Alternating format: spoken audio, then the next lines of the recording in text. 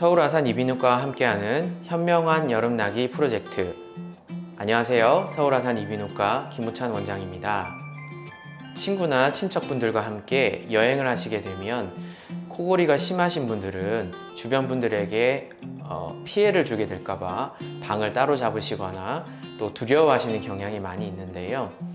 물론 코골이가 심하시면 다른 분들에게 미안한 점이 분명 있지만 코골이와 수면무호흡은 분명히 본인 몸에 큰 영향을 미칠 수 있는 질환이므로 반드시 치료가 필요합니다. 코골이라는 용어에 코자가 들어가기 때문에 많은 분들이 코 때문에 코골이가 일어난다고 생각하시는 분들이 많이 있습니다. 물론 코도 영향이 있지만 가장 큰 부분은 목 부분에 기도가 좁아져서 코골이나 수면무호흡이 발생되게 됩니다. 먼저 코골이를 유발하는 구조적인 문제를 확인하는 게 필요합니다.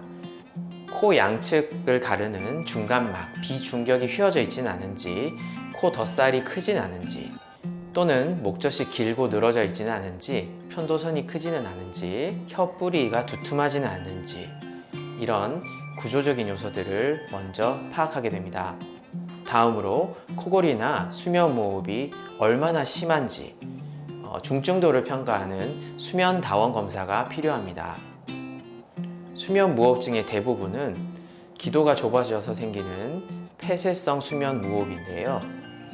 그 외에도 중심성 수면무호흡이나 다른 수면 질환의 감별을 위해서도 수면다원 검사가 반드시 필요합니다.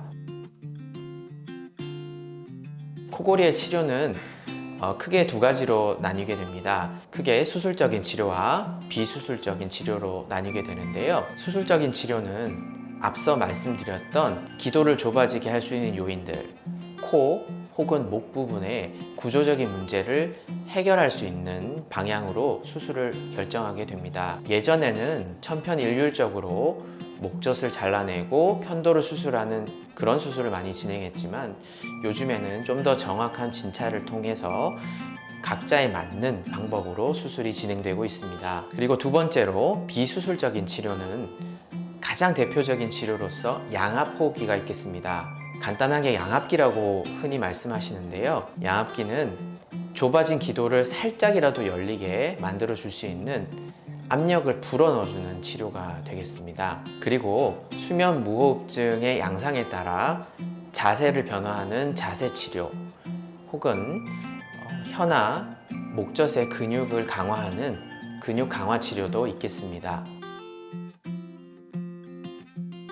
아무래도 음주를 하시게 되거나 너무 육체적으로 피로할 경우에는 코골이가 심해지기 마련입니다.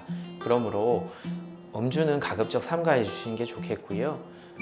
너무 피로감을 유발할 수 있는 과도한 운동을 피해 주시는 게 좋겠습니다.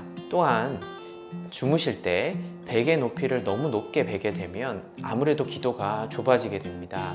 그러므로 너무 높지 않은 적절한 높이의 베개를 선택하시는 것도 코골이를 줄일 수 있는 한 방법이 되겠습니다.